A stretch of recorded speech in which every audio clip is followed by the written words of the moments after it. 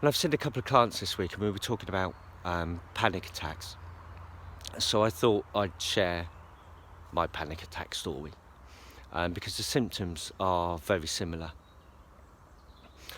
So I was sitting at home waiting to go to an appointment, and I started feeling a little bit sick, a little bit nauseous, but I've been on the go all day and hadn't had much to eat, just put it down to that.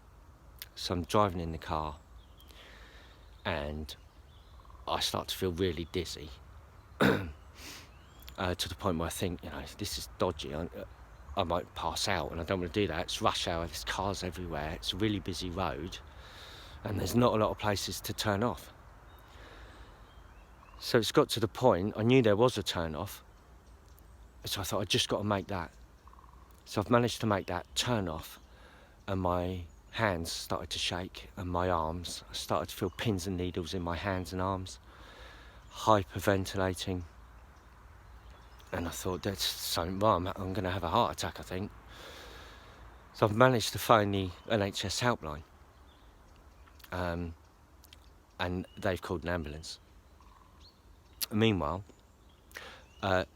some guy's knocking at my passenger window and starts having a go at me because apparently I've parked in his drive. I didn't really care at the time.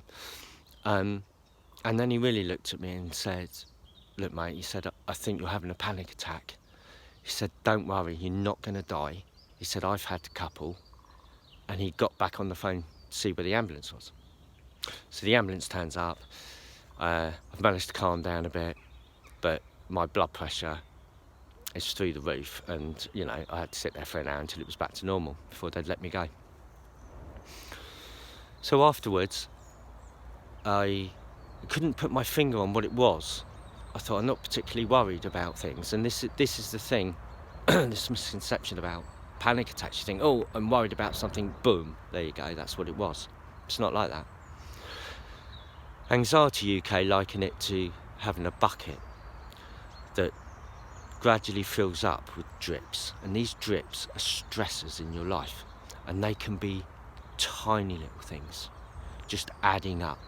It could be something like not feeding the dog in the morning, drip into your bucket effectively.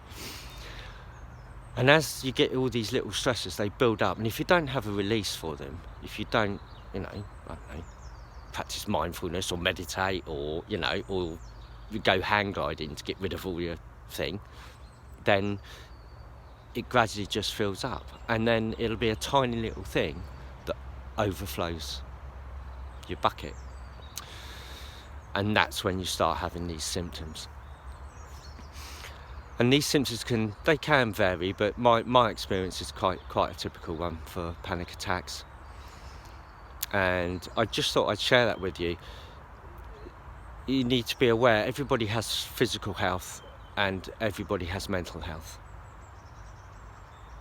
And the mental health needs looking after.